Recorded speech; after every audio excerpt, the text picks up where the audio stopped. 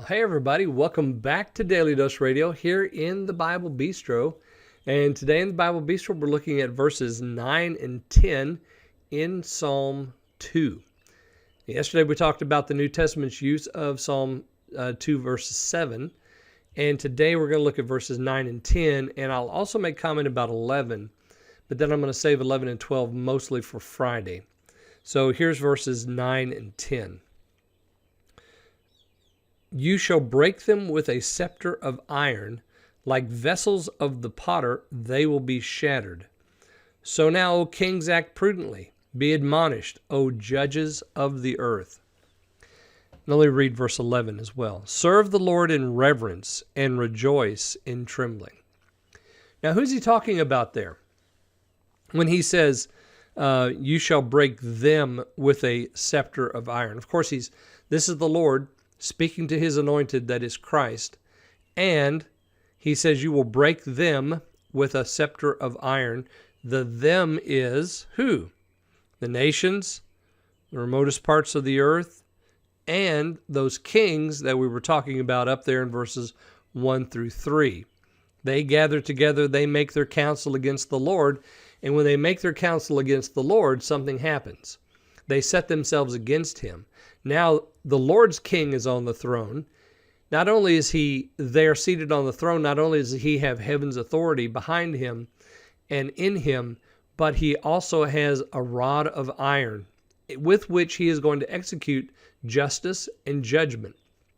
So, he's going to break them with this scepter of iron. Like vessels of the potter, they will be shattered. Have you ever taken a hammer or something hard metal and shattered a pot or a vase or maybe a plate or a bowl or something? Yeah, it just goes all to pieces. So we understand the analogy. It's not something that we've not seen before or probably have happened to us. So we understand this analogy. This rod is his authority. This is his power to execute justice and judgment. Verse 10, now heaven speaks to the kings. So now, O kings, act prudently, be admonished, O judges of the earth, serve the Lord in reverence, and rejoice with trembling. Do you see how opposite this is from what we had there in verses 1, 2, and 3? They were tumultuously gathered. They were counseling against the Lord and against his anointed, and they were saying to themselves, let us cast off their bands. Now, the Lord says to them, act prudently, be admonished, O judges of the earth, serve the Lord in reverence. Well, they weren't serving the Lord in reverence previously, were they? They weren't serving him at all. They were rebelling. And so the Lord gives them advice. The king is on the throne. He has the rod in his hand. So you should act prudently. Therefore, that is, weigh your actions against the Lord's commands and against the fact that he has put a king on the throne. You're not that king.